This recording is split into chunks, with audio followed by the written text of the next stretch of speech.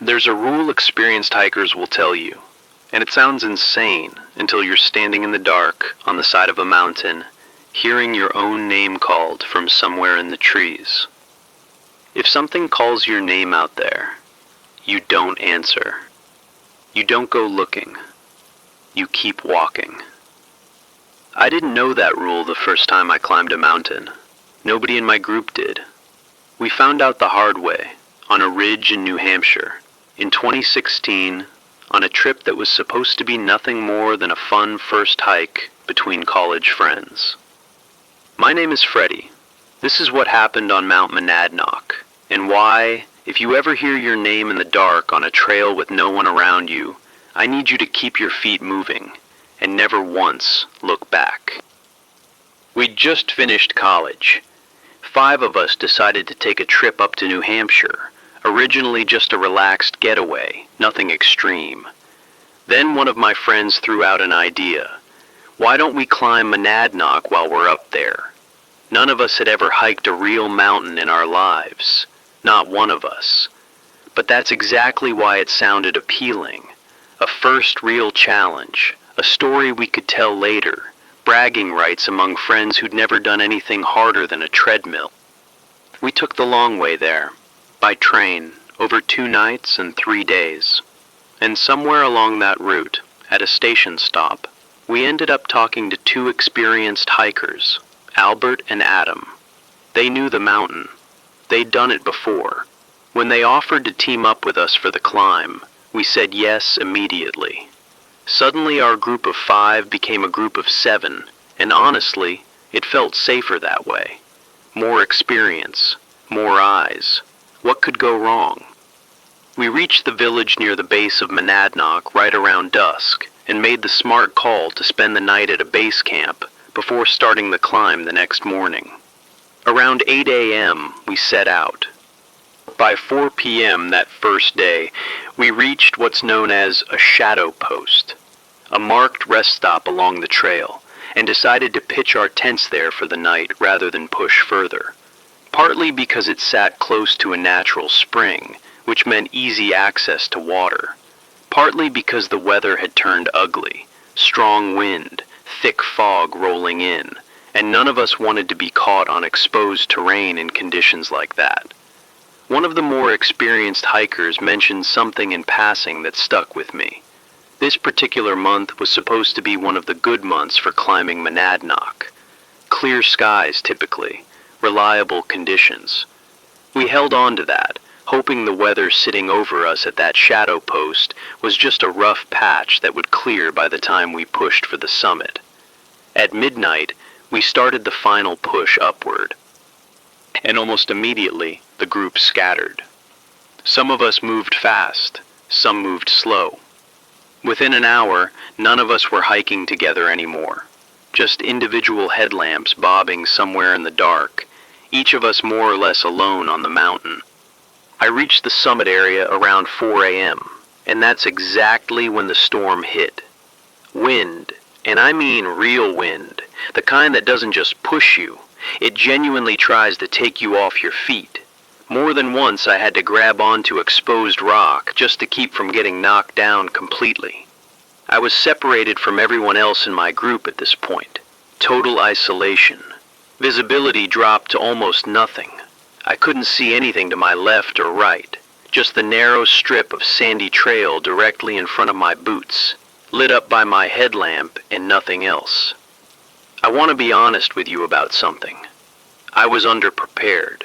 First mountain I'd ever climbed, minimal gear, minimal experience, and standing up there in that wind at 4 in the morning, completely alone, I remember thinking, genuinely thinking, that this might be the situation where things go wrong in a way you don't walk away from. I made it to the summit around 6 a.m., still in the middle of the storm. I found the others eventually on the way back down, and once we regrouped, one of the more experienced climbers confirmed what all of our bodies already knew. The temperature up there had dropped to around 4 degrees Celsius, with winds strong enough that a lot of other hiking groups on the mountain that same night had turned back before ever reaching the top. We made the call to abandon the rest of our plans, We'd originally wanted to visit a waterfall on the way down, and head straight back to the village instead. The weather simply wasn't giving us a choice. That decision is where things started going wrong, in a way that had nothing to do with weather at all. On the way back down, the group split again. Myself, along with Brands, Daniel, and Albert, moved ahead of the other three, who fell behind.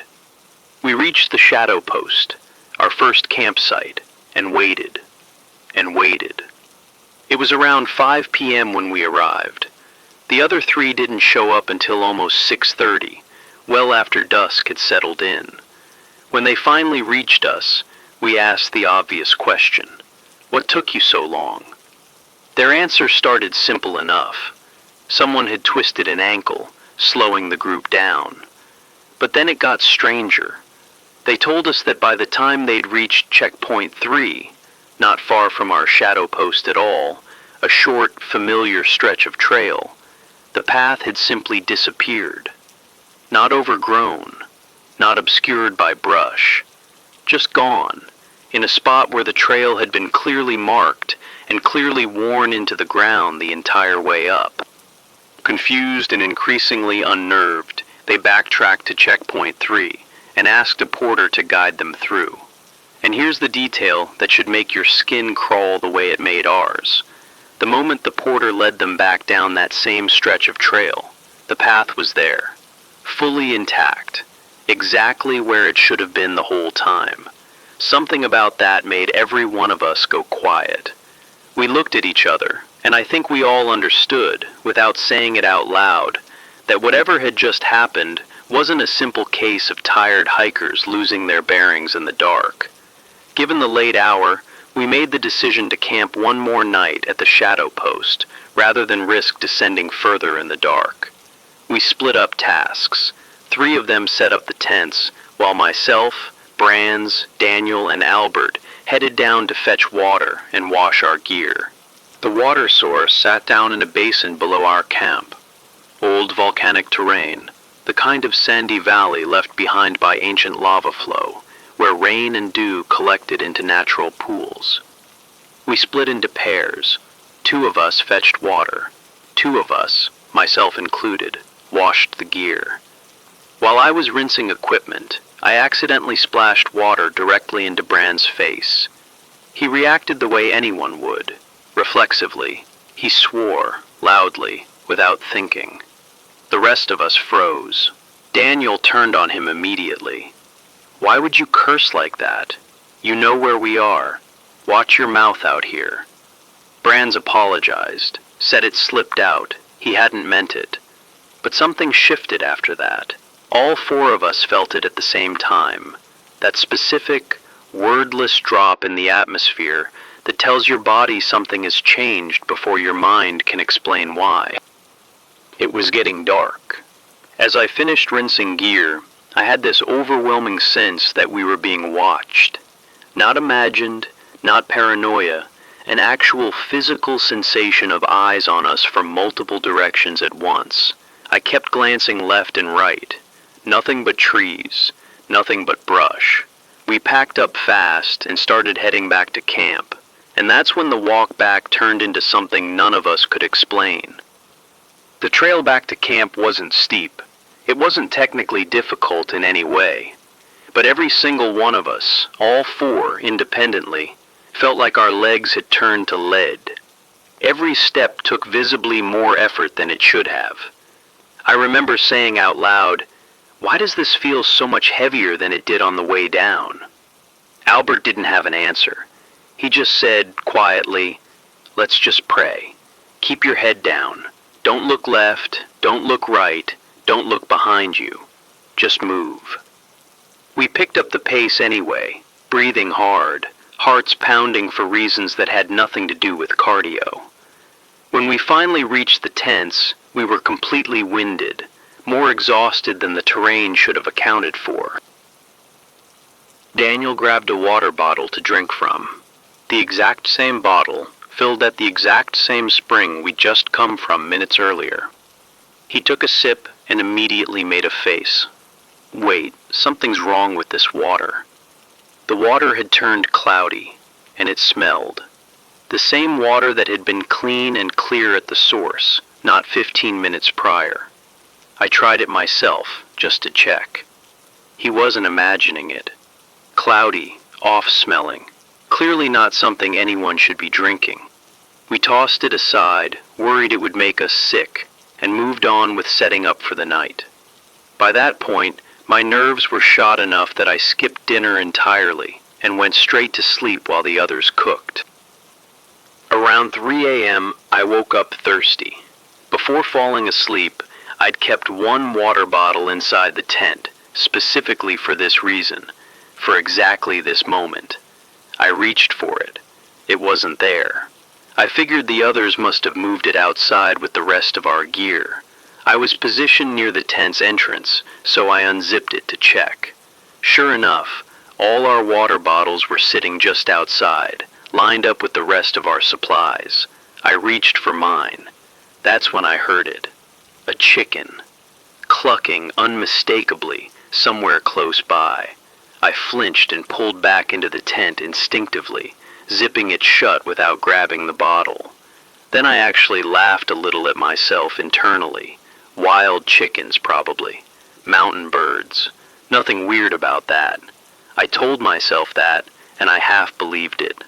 I tried again a few minutes later. I unzipped the tent, reached my arm out toward the water, and a woman's laughter rang out from somewhere close. Clear, distinct. Not far off in the distance. Close.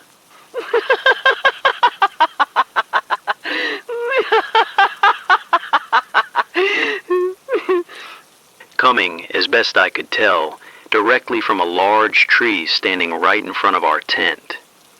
I yanked my arm back inside so fast I nearly tore the zipper. I sealed the tent shut, dove into my sleeping bag, zipped it up to my chin, and lay completely still on my side, whispering to myself, "That's not an animal. That is not what an animal sounds like." And then, while I was still lying there, frozen, I heard it again. Except now it wasn't coming from one fixed spot. It was moving, circling.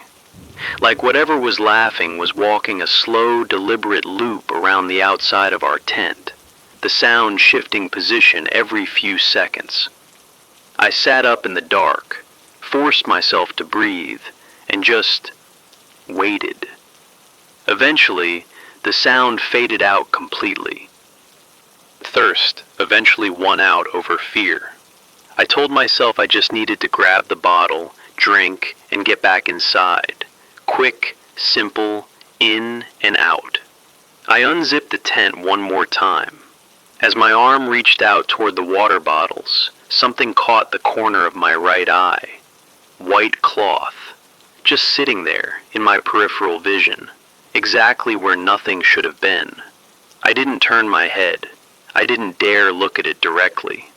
I stayed low, practically crawling, muttering under my breath, "What now? What is this now?" and scrambled backward into the tent as fast as my body would move. I zipped it shut again, sat there in the dark, and started seriously considering the possibility that everything happening that night, the laughter, the circling sound, now this, was connected. One presence, moving around us, patient, in no hurry at all. I tried, again, to calm myself down, and that's when I heard footsteps. Not one person, a group, from the sound of it, more than 10 people, walking together, moving in unison somewhere just outside the tent. My first thought was relief, other hikers. Thank God, other people are awake out here too. My second thought followed right behind it. Who else is hiking at 4 in the morning? The footsteps grew louder, closer. I convinced myself, since there were clearly other people right outside, that this was my chance. I unzipped the tent and stepped out, ready to see a group of fellow hikers passing by. There was no one there. The sound cut off instantly, like someone had lifted a needle off a record the second I stepped outside. I had my headlamp on. I could see clearly. Other hikers camped nearby had their own lights burning outside their tents, and there was absolutely nobody walking anywhere near us. No group of 10, no group of any size, nothing, just silence, an empty dark, and me standing there holding a water bottle I'd nearly died of thirst trying to reach. I grabbed it and bolted back inside. Morning came, and every one of us packed up fast, eager to get off that mountain. I ended up moving ahead of the group with Brands, the two of us descending together while the others trailed behind. We reached a stretch near checkpoint 2, open terrain, tall wild grass on either side, a narrow footpath cutting through what looked almost like open savanna, scattered wild trees breaking up the grassland. That's when we both heard it, someone calling a name, clearly, distinctly. The name belonged to one of the other 3 guys still behind us on the trail. Arthur. We stopped walking immediately. I turned to Brands. Did you hear that? Someone's calling for Arthur. Brands nodded, already uneasy. Yeah, I heard it too. Should we go check? What if something happened to one of the others? We stood there for a second, genuinely torn, before Brands made the call. Let's not. If something's actually wrong, they'll call again. It never called again, not once more, the entire rest of the descent. We made it down to the village at the base of the mountain, and the second we regrouped with the rest of our friends, I asked them directly, "Why were you calling for Arthur back there at checkpoint 2? Is everything okay? Did something happen?" Daniel looked at me like I'd lost my mind.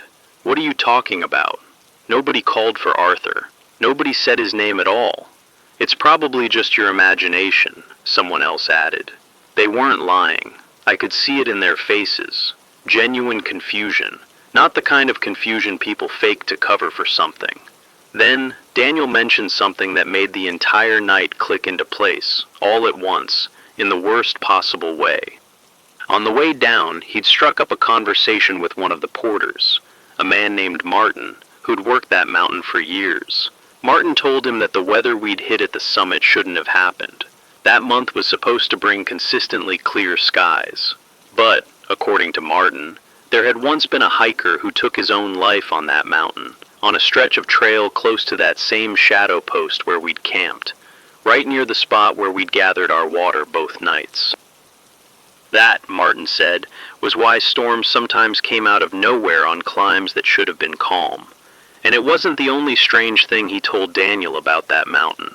Martin was blunt about one rule in particular, the same rule I opened this story with. "If you ever hear your name called out there," Martin said, "don't go toward it. Ever. People get led off the trail that way. They hear their name, they go looking, and the voice just isn't there anymore by the time they realize they're lost." He said it plainly, like a fact he'd repeated 100 times before to 100 different hikers, because he'd seen exactly what happens to the ones who don't listen. We were lucky. Brands and I heard a name that wasn't even ours, and we still almost went looking. On the way back, I found an account on Instagram describing that same hiker's death on that same mountain. Enough overlapping detail that it stopped feeling like just a story a porter tells tourists to keep them cautious. That's the story, more or less exactly as it happened to me on Mount Monadnock in 2016. If there's one thing I want you to take from this, beyond just being a good story, it's this. Prepare properly before you climb anything, anywhere in the world. Don't go in underprepared the way we did, and watch what you say out there. Keep your language clean, keep your respect intact, because whether you believe it or not, we're guests out there. Every mountain has something living on it that was there long before we showed up. Believe it or don't. That part's up to you. But if you're ever alone on a trail in the dark, and you hear your name called from somewhere in the trees, don't answer. Just keep walking.